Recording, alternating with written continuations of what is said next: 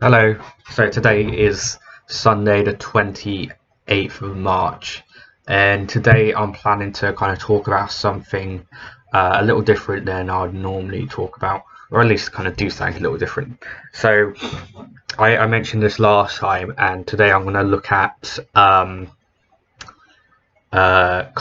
of so the university provide us with a template of what we should be doing with our placement diary. Now this is only a template and a kind of a suggestion, and of course it's only suggesting because this is what I'm doing for my placement diary, this video blog. So I'll be exploring this and hopefully kind of explaining why I've chosen this over this. I'm not trying to criticize this, but I'm hoping it kind of me looking through this helps to understand my own processes, and I'll be given I'll be using examples when I do this, so hopefully it'll be really useful for me to explore as well. Right. So it's quite a basic one, which I think is good compared to other reflection based diaries I've done in the past, and this was back in college, but I think this one is probably the best kind of reflection diary I've seen, so I'll give it that. Now okay, so the parts of the diary that they're looking for, so they're looking for a date, and I'll go into these a bit more in a second and read them out. The activity that's been done, and what you gained from the activity. So the date. At the beginning of your placement, you will be experiencing a lot of different activities, and you should record these regularly in your diary. I feel like I've been doing that through this. I'm always kind of giving an update through what I'm doing. After a while, your activities will become more focused on your job role, and so you should record your activities on a weekly basis. You should provide a summary of your week's work and highlight your individual activities which have required specific activity or focus. So yet again, I'm always kind of recording what I've done like throughout the past week or next 2 weeks, last 2 weeks or whatever. I'm not necessarily doing it every week, but I feel like I'm giving through this I'm being comprehensive. No, that's not the right word. I'm given the details that are needed through this, through what I've been doing and what I have been doing. But the second part of this is to more focus on after a while your activities will be more focused on your job role. So yeah, so on that I feel like I'm also doing that. So very often I'm tackling different points, different aspects of my role, and I'll come on to that in a bit later on. So yeah, I'm doing that part already. That's what I believe. Activity. Provide a description of your tasks and undertake on a given dates. These can be activities that are part of your regular schedule, or specific activities that lead you to experience something new in your role, such as the first time you go to a client's meeting or presentation to management, or are moved to a new role or team. So I think the important part there is that I'm always recording what I'm doing. I'm always talking about I went to this interesting meeting last week, or we're doing this, I'm planning this event next week, or something like that. And then I guess the most important part, what you gain from the activity. This is more important than the activity itself. During the first few months of your placement, this is where you need to analyze what you gain from undertaking a particular task. It could be a technical experience or something relating to your soft skills, such as dealing with difficult customers or problems solving in real time. As your placement progresses, this should reflect on how you are using your knowledge, skills, and how you are able to support your professional development. as well as identified professional competencies you are achieving through your activities. You should be using your critical analysis skills here.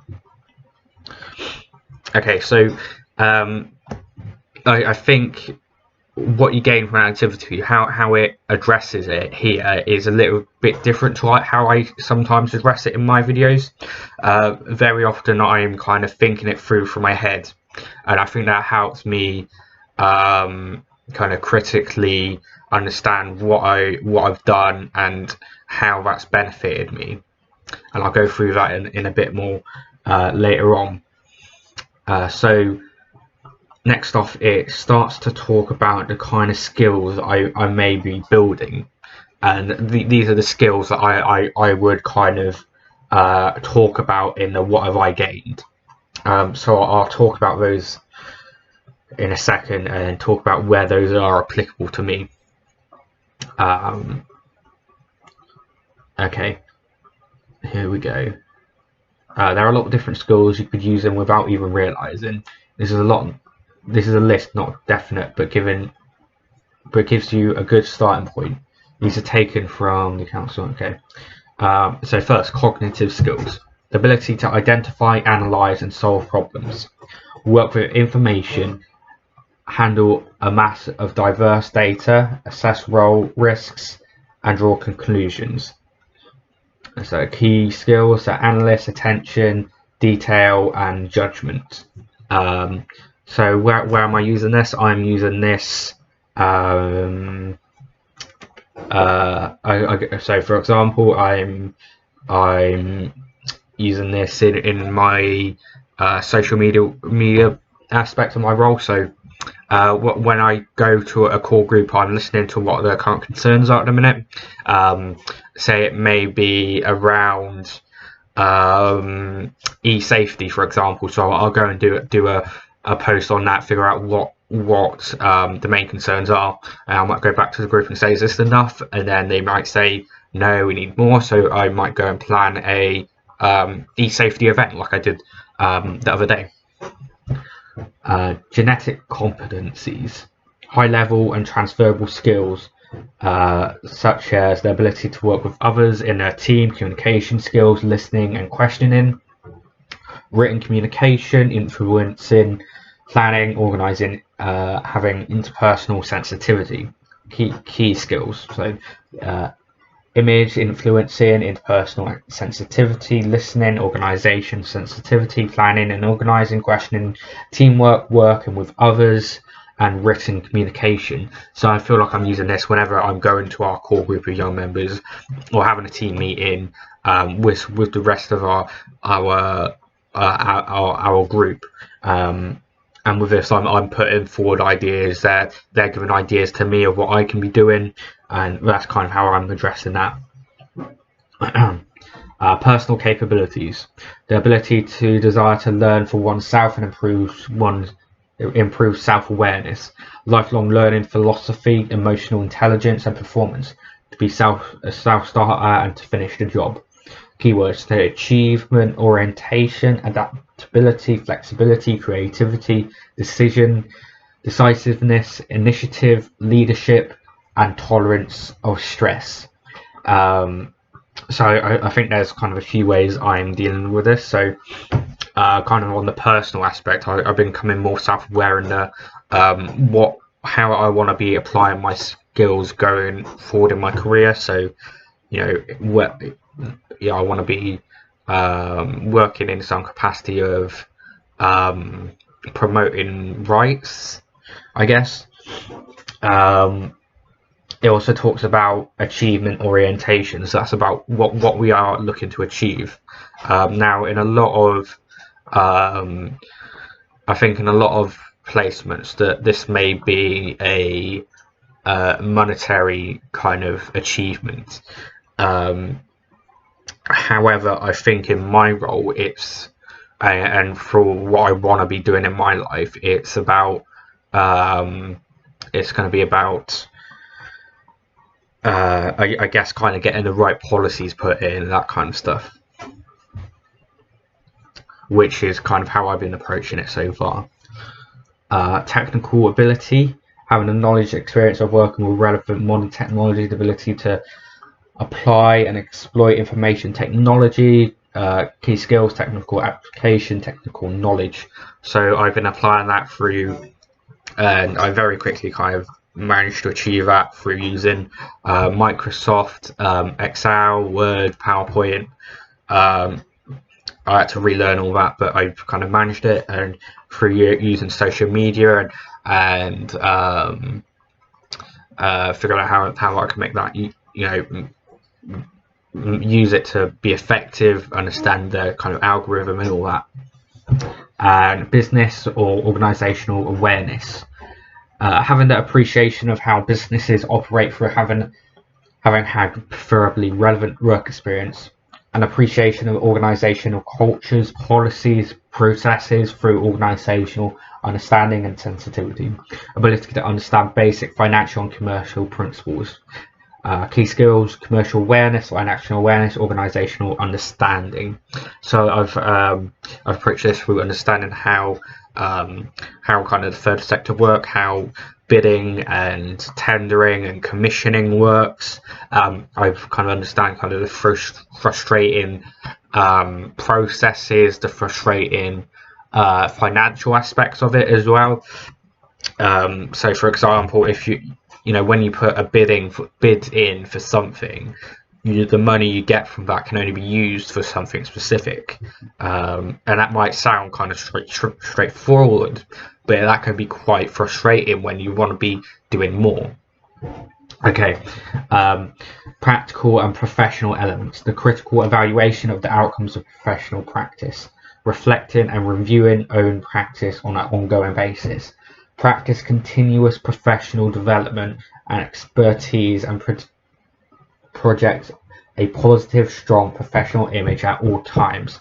Participate and review quality control processes and risk management. Key skills: lifelong learning, development, personal development, process operation, and professional expertise. Now I'm approaching this throughout work where I'm always looking at what webinars I can join in on that may help foster my particular skills, certain knowledge as well, through whatever it is, through accessibility, through understanding the kind of special educational needs world, and more. And I guess I'm also doing it through what is reflective practice, through for me talking to a camera, thinking everything through my head, and so on. So those are the kind of skills we're expected to explore from our activities. So I guess I'll kind of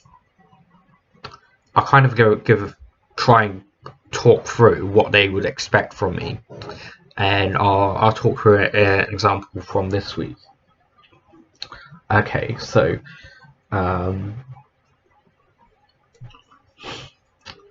start with so I would put this down as kind of this work is a repetitive activity, but what actually comes out of what came out of it is unique in its own way. So every other week at the minute, we're having a regular core group, and this is where we meet with our select few of our young members to kind of lead us essentially. Now, this particular one happened on Tuesday. Now, it wasn't necessarily a negative experience, but we were discussing a kind of our own finances and what our remit is essentially. Because essentially what a lot of the young people were saying is that there needs to be better There needs to be better, or even better social activities for young people with disabilities. Now, there's lots of places in Portsmouth that do it, not the greatest, and I think that's kind of what we were approaching. So we're kind of approaching that, and a lot of the young people were saying that Dynamite should be doing those kinds of social activities on a regular basis. So not just on like a kind of on the odd Thursday, but on a weekly or bi-weekly basis. And I kind of what our defense to that was actually that's not in Dynamite's remit. Dynamite's remit is to one, work with professionals to kind of promote co-production, and two, work with young people to understand what their needs are, and that kind of second one is the most important, but that's kind of our remit. And we can stray a little bit outside of our remit, but it's important that we stay inside our remit to actually keep our funding there, because if we go off and start doing different social activities, then the council can turn around and say you're not doing your job. But yeah, anyway, that's kind of what we're that's kind of the issue we were having, that actually as a co-production group, a lot of the young people were wanting something we can't provide. And I guess that's kind of an issue you face in co-production, and this is where it goes into what are you gaining. And I think at first it takes time to understand what you are gaining from this. And I look at this, and I'm thinking about co-production and kind of engagement with others, and I'm kind of with this. I'm thinking about what skills am I gaining? Okay, I'm probably gaining let me see, genetic competencies such as interpersonal sensitivity, teamwork, listening. I'm probably getting skills on building, achievement orientation, so working towards what the young people want. Let's see, okay, kind of organizational awareness, that's understanding the fact that we have to stick inside our remit, but also like understanding the value of co-production, and yeah, so that's kind of what I would, that's kind of how I would approach that. However, my kind of view, and this is not a criticism, and this may just be me being kind of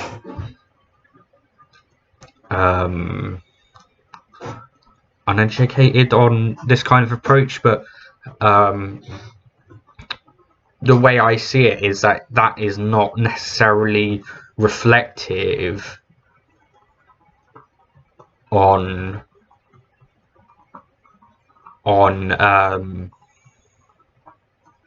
my experiences in general.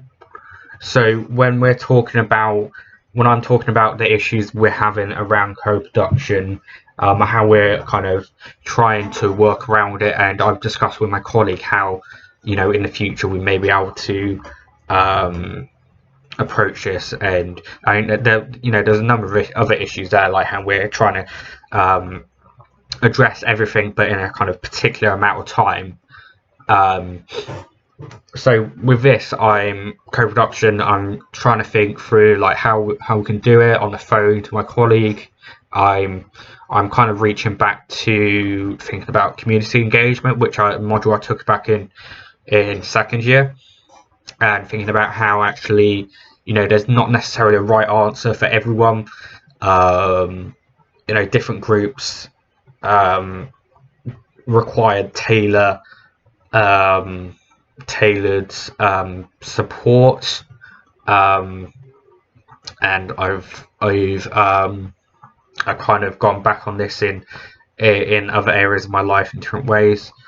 So I don't think kind of looking at the basic skills kind of covers it all. Yes, I can start to think about what skills that I'm building, but how do they relate to my life?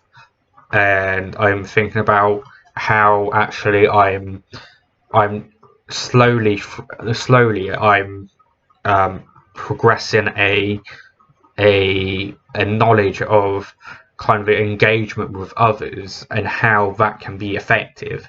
So from my very first year, that's something I've been kind of developing, whether I know it or not. So from my first year, we've been talking about how we can go to a community and say they need developing. In second year, we're talking about how how we can work effectively within a community to support them to develop. Now it's a very strange progression, but I'm kind of in a community, and I'm actually doing the practical aspect of it. I'm in a community, and we're having problems with that engagement, and we're trying to approach how we can improve that. And I think that kind of that's trying what I'm getting at is talking about it in this way helps. Literally, just that helped me really understand, what I'm learning from this, rather than writing it down on this bit of paper. That really helped me kind of think about how I'm progressing through this, through like learning about engagement, for example, and it's going to apply to loads of different things. But this is helping me learn through about what I'm learning about engagement, and how in the future I can learn from my past experiences. Whew, that was a big mouthful there to say it all, but that's essentially why I'm doing this like this and not like that. So I kind of I'll give an update to how we've actually fixed that in the future, because that's something we're still working on. So for example, something I've said that is that we need to reiterate the purpose of Dynamite, and the fact that we're not, as great as it would be that Dynamite could do all these different kinds of things. They could do social, they could do all the different campaigns. There's only certain things that we have the remit to do, and there's only certain things that we have. Well, there's a few things. There's what we can do in our remit, what we can do in our powers, and what we can do resource-wise, because we don't have all the time in the world. We only work certain amount of times in a week. So that there's all these different kinds of aspects, and what I kind of suggested is that we actually need to reiterate our kind of remit as a whole. So our powers, our what's been given to us, and what resources we have. So yeah, that's kind of one way which I've suggested we approach this, and I think there's a lot of inner problems that we need to address as well. So for example, how much time we're spending on different things, which is another thing. But so kind of going back to learn about the kind of the progression I'm going through with this. It's also about thinking about what are the alternatives, and actually the alternatives are not what we really desire. So it's really about finding a good balance between what we're doing. So currently at the minute we're co-producing things, and that's the whole point of Dynamite. Now we could go and say, with if we want to be effective and stay within our remit and also be time effective, we could start to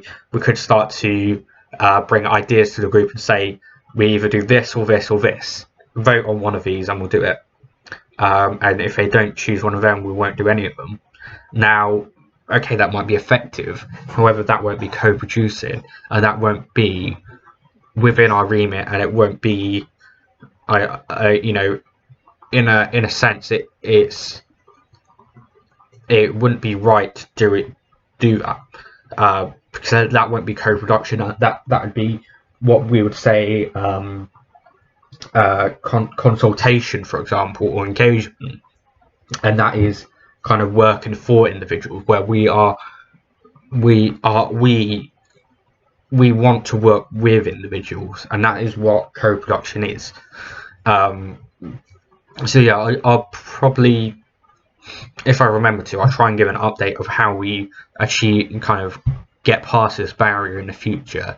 And I don't think it's necessarily a bad one. I think that there's always going to be glitches or lags in what we do, and I think that's not helped by the current situation of the pandemic, where we're doing everything online. If we were in person, I don't think we would be facing these issues. But yeah, it's all really interesting to be doing this, and especially like talking to a camera. So I think I'll kind of leave it at that, and hopefully that's kind of helped understand my processes of self-reflection, of reflective practice and all. So yeah, I'll see you soon. Bye.